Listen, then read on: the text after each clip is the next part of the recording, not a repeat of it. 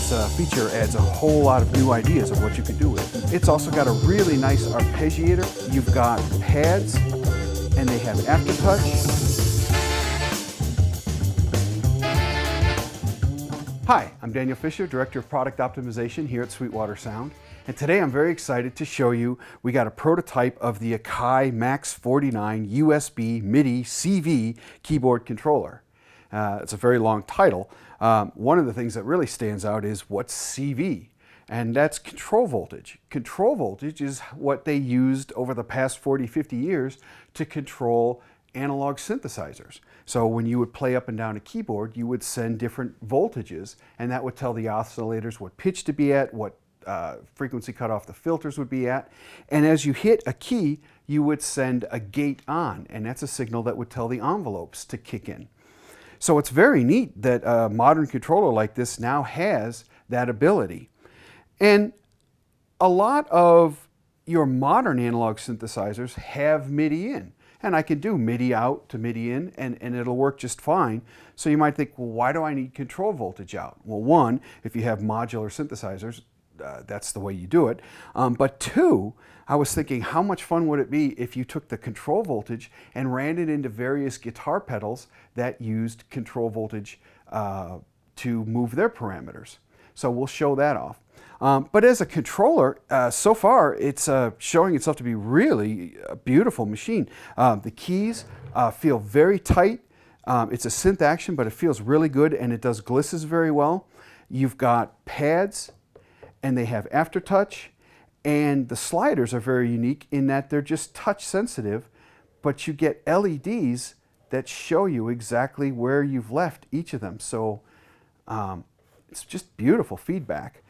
It's also got a really nice arpeggiator, which I'm going to use a lot, and it has time divisions so you can jump between different time divisions of the same tempo. You got tap tempo, and it also runs all your other stuff as well, your external DAWs. So you're probably wondering, why do I have a guitar when I'm trying to show off a keyboard controller? Well, for this example, I want to show you what you can do with the control voltage outs into many guitar pedals that have control voltage ins. The Moogerfoogers in particular, a lot of the Electro Harmonix pedals, and other brands that can take foot controller pedals can also use voltage 0 through 5 volts. So I'm using a guitar so that it helps you hear what things are coming from the keyboards and what things are coming from the source that's being processed, and this will make it a little bit more clear. But what I'm going to do is, first I'm going to play this Moogerfooger called the Freak Box. It does what's called an oscillator sync. It's kind of like the car sound, you know.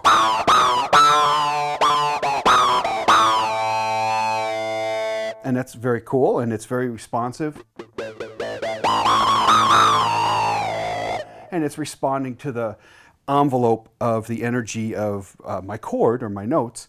But I could take the keyboard voltage out of the MAX49 and control the frequency of this box with that. And now all of a sudden, I can play that effect from the keyboard.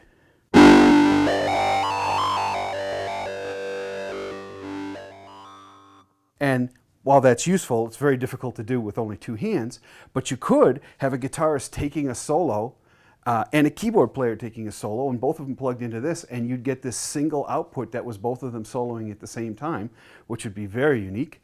But I can make use of the arpeggiator here, so I'm going to turn that on and just throw down some notes.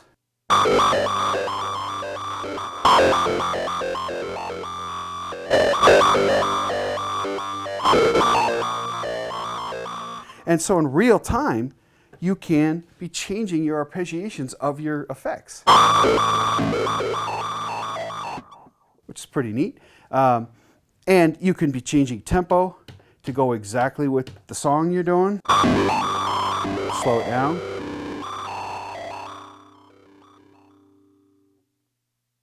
And now I'll try it with a couple other pedals as well. This time, I'm going to plug the voltage control output into a low-pass filter, or sort of an automated wah-wah. Now in its normal mode, you know, depending on how hard you strike the guitar, that's how far open the low-pass filter opens, so you can get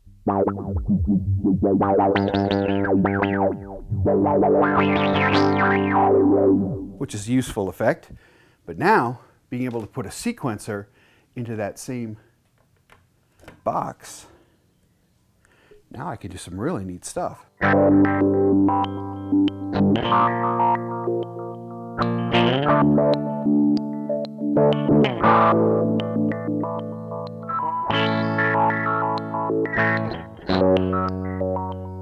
And I can either, again, play it in real time.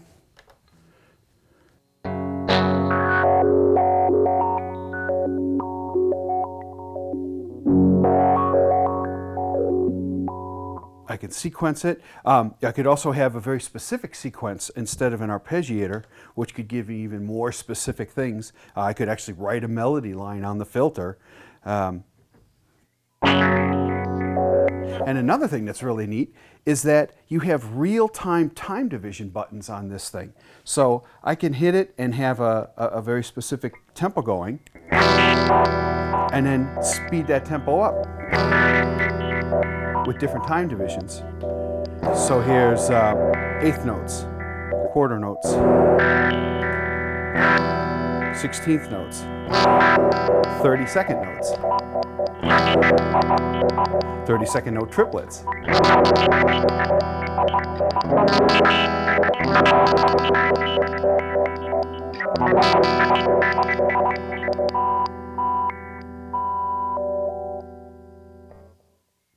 And that's this into the filter. This next box is the Moogerfooger ring modulator. And it's a very bizarre pedal. Initially it starts out as a tremolo, makes some pretty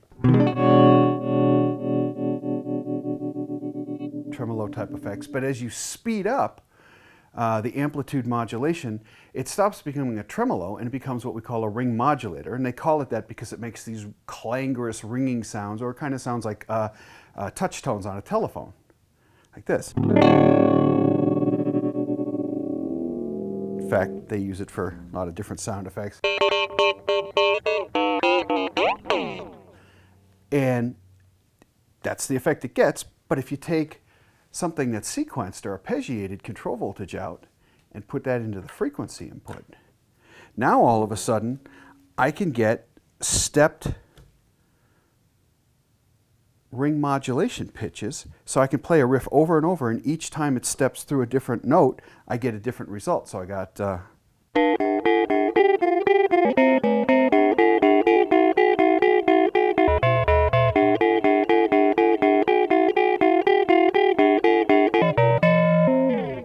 and as I go into different frequency range, I get all different kinds of effects. And with the subdivisions now, I can do much faster tempos.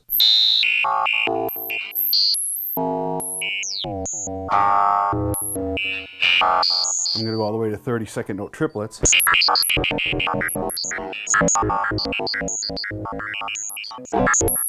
And you have full control over it, whether you're arpeggiating or just playing keys.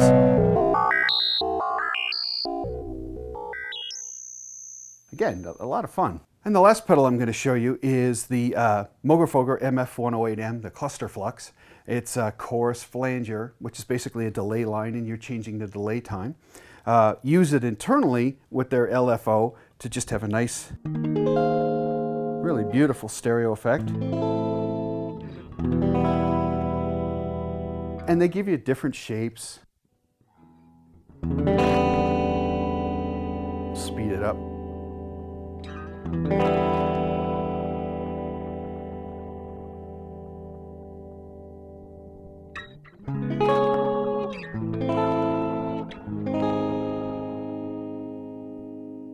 But you could instead use the voltage out of the MAX49, and now you can sequence or have arpeggiations of the different delay times, and at slower speeds you might get something like this.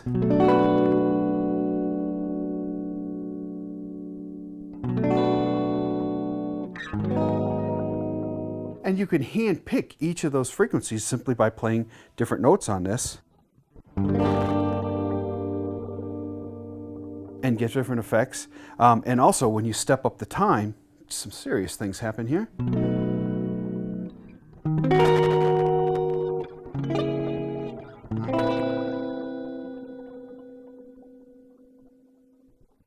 So anyway, that's just a few examples of what you could do with the control voltage out of the Akai MAX49 USB MIDI CV keyboard controller. And what this could go into, again, is any analog synthesizer, any guitar pedals that have control voltage in, and maybe some other things I haven't even thought of yet. But really, this feature adds a whole lot of new ideas of what you can do with a keyboard controller. If you have any further questions, please contact your Sweetwater sales engineer. My name is Daniel Fisher. Thank you for watching.